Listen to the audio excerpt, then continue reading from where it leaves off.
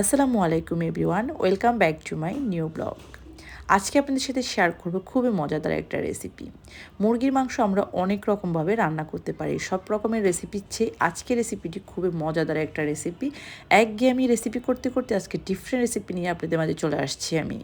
আশা করি আপনাদের সবার অনেক ভালো লাগবে। আমার কাছে মনে হয় যে এই রেসিপিটা একটা বেস্ট রেসিপি। কেউ যদি ট্রাই না করে থাকেন এভাবে, অবশ্যই ট্রাই করে দেখবেন আজকের আমার এই রেসিপিটি।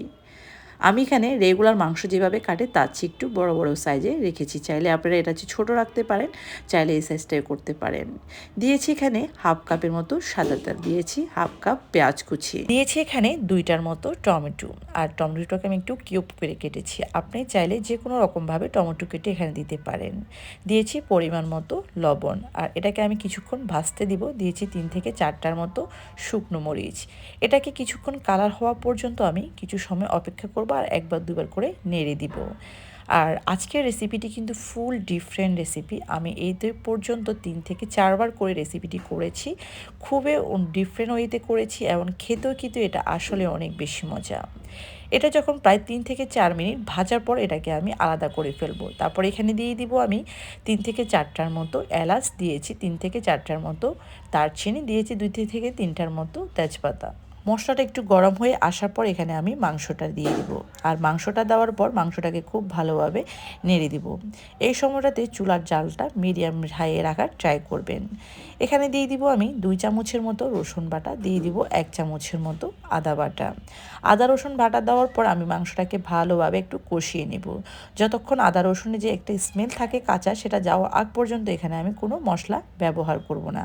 মাংসটা যখন একটু লাল লাল বর্ণের কালার হয়ে আসবে তখন কিন্তু আমি মাংসগুলোকে এপিট ওপিট করে দিব আর খুব ভালোভাবে এটা একটু ভেজে নিব। তারপর ভেজে নেওয়ার পর এখানে আমি শুকনো উপকরণগুলো ব্যবহার করব। দিয়েছি 2 থেকে 2.5 চামচের মতো গরম মশলা, দিয়েছি 1 চামচের মতো মরিচের গুঁড়া, হাফ চামচের চেয়ে কম দিয়েছি হলুদের গুঁড়ো। এটাকে আমি একটু ডিফারেন্টভাবে রান্না করছি আর এটার এই জন্য হলুদটা কিন্তু খুব কম ব্যবহার করেছি। এই মাংসটা এভাবে রান্না করলে একটু ঝাল ঝাল খেতে বেশি মজা। এরপর এখানে আমি কিছু পরিমাণ পানি ব্যবহার করব মশলাটাকে খুব ভালোভাবে কষানোর জন্য। আমি কিন্তু খুবই কম পরিমাণে পানি ব্যবহার করছি। মশলাটাকে মাংসের সাথে ভালোভাবে মিশানোর পর এখানে আমি বাকি প্রসেসে চলে যাব। আমরা যেটা উঠিয়ে রেখেছি পেঁয়াজ, টমেটো, শুকনো মরিচ ভাজা, সেটাকে আমি এখন ব্লেন্ডার করে একদম মিহি করে নিব। এটাকে আমি একটা পেস্ট করে নিব। আর ঠিক এভাবেই কিন্তু রেসিপিটি পুরোপুরিভাবে করবেন। মাংসটা একটু ভালোভাবে কষানোর পর আমি আরেকবার নেড়ে চেড়ে দিচ্ছি। এরপর আমি যে পেস্টটা করেছি সেই পেস্টটা এখানে আমি ব্যবহার করব। এখানে আমি নতুন করে কোনো বেশি পানি ব্যবহার করব না, জাস্ট শুধু হাফ কাপের মতো পানি ব্যবহার করেছি। আমি যে পেস্টটা ব্যবহার করেছি সেখান থেকেও কিছু পরিমাণ পানি ছাড়বে, তাই এটাতে কিন্তু আমি বেশি পরিমাণ পানি দিব না। মাংসটা যেহেতু আমার আগে থেকে অনেকটাই কুক করা, অনেকটা কষানো ছিল, সেক্ষেত্রে আমি পানি একদম কমিয়ে রাখবো আর মাখা মাখা খাবো। অবশ্যই টেস্ট করে দেখবেন কি কেমন ঝাল খেতে পছন্দ করেন কিনা। ঠিক ওই পর্যায়ে ঝালটা আপনি ব্যবহার করতে পারেন। আমি যখনই এই রেসিপিটি করি না কেন তখন কিন্তু ঝালের পরিমাণটা একটু বাড়িয়ে দিই। মাংসটা কিন্তু অলমোস্ট হয়ে গিয়েছে আর আমি এখানে 4 থেকে 5টার মতো কাঁচামরিচ ব্যবহার করেছি। কাঁচামরিচটা দেওয়ার পর আমি প্রায় 2 থেকে 3 মিনিটের মতো মাংসটাকে কুক করব। সর্বোচ্চ আমি পেস্টটা দেওয়ার পর 10 মিনিট মাংসটাকে কুক করেছি।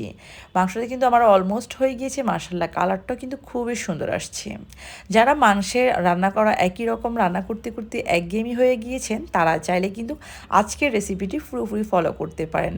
আই হোপ আপনাদের সবার অনেক ভালো লাগবে। আর রেসিপিটি কিন্তু আসলে অনেক দুর্দান্ত। এটা পোলাও, খিচুড়ি, বিরিয়ানি, সাদা ভাত যে কোনো কিছুর সাথে আপনি পরিবেশন করতে পারেন। আজকে যদি আমার এই রেসিপিটি আপনাদের ভালো লেগে থাকে অবশ্যই লাইক কমেন্ট করতে সবাই ভুলবেন না।